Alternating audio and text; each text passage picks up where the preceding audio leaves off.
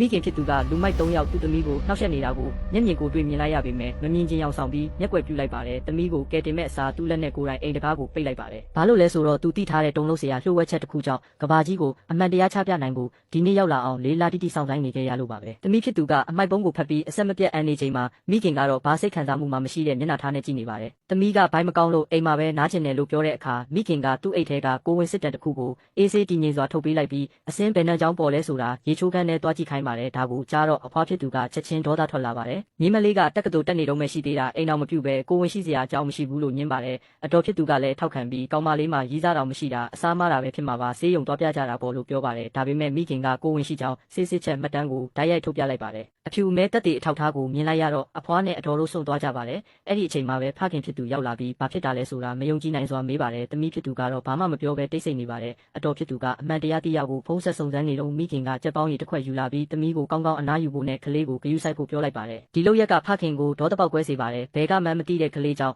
သမီးရဲ့ဘဝပျက်စီးတော့မယ်ဆိုပြီးပြောဆိုပါတယ်။ဒါပေမဲ့မိခင်ကဘာမှရှင်းမပြဘဲသမီးကိုကလေးမွေးချင်လားလို့ပဲမေးပါတယ်။ဖခင်ကသူ့မိမယူသွားပြီလို့ထင်နေတော့အတော်စီကိုဖုံးဝင်လာပြီးကိုဝင်ရတဲ့အကြောင်းရင်းမှန်ကိုသိလိုက်ရပါတယ်။လုံခြုံရေးကင်မရာမှတ်တမ်းအရသမီးကိုဟိုတယ်ခေါ်သွားတာမိခင်ကိုယ်တိုင်ဖြစ်နေတာကိုတွေ့လိုက်ရလို့ပါပဲ။ဒေါသထွက်လွန်းလို့အဖွားကမိခင်ရဲ့ပါးကိုရိုက်လိုက်ပါတယ်။အတော်ကလည်းကလေးမလေးရဲ့အနာဂတ်ကိုဘာလို့ဖျက်ဆီးရတာလဲဆိုပြီးထိတ်လန့်တကြားမေးပါတယ်။သမီးဖြစ်သူကဒါတွေအားလုံးသူ့အဖြစ်ပါအမေကိုအပြစ်မတင်ကြပါနဲ့ဆိုပြီးအစွမ်းကုန်ကောက်ွယ်ပြောဆိုပါတယ်။မိခင်ကတော့စိတ်လှုပ်ရှားပုံမပြပဲအဲ့ဒီနေ့ကသမီးနာဖို့ခေါ်သွားရုံမှာကျန်တာဘာမှမသိပါဘူးလို့ပြောပါတယ်။နောက်တစ်စက္ကန့်မှာပဲအတော်ကဒီသတင်းဟာရက်ကွက်ဂယူထဲရောက်နေပြီးရက်ကွက်တစ်ခုလုံးကဒီမိသားစုရဲ့သမီးလမ်းမရောက်နေကြောင်းပြောဆိုနေကြပြီဆိုတာသိလိုက်ရပါတယ်။မိခင်ကတော့တည်ငြိမ်စွာနဲ့ပဲဂယူထဲကိုတင်လိုက်တာသူ့ကိုယ်တိုင်ပါပဲလို့ဝန်ခံလိုက်ပါတယ်။ဖခင်ဖြစ်သူဒေါသအလွန်ထွက်ပြီးနာကျင်မှုတွေနဲ့မိခင်ရဲ့ပါးကိုနေရာမှာတင်လိုက်ချလိုက်ပါတယ်။မိခင်ကအေးဆက်စွာနဲ့ပဲပြိတ္တမရှိရင်နှစ်ပေါင်းများစွာဖုံးကွယ်ထားတဲ့အမှန်တရားကပေါ်လာမှာမဟုတ်ဘူးလို့ပြောလိုက်ပါတယ်။မကြခင်မှာပဲနှိပ်စက်ခံရတဲ့ဗီဒီယိုပါပြန့်နှံ့လာပါတယ်။ဂယူထဲကတချို့ကနှိပ်စက်တဲ့တရားခံဟာမိခင်ရဲ့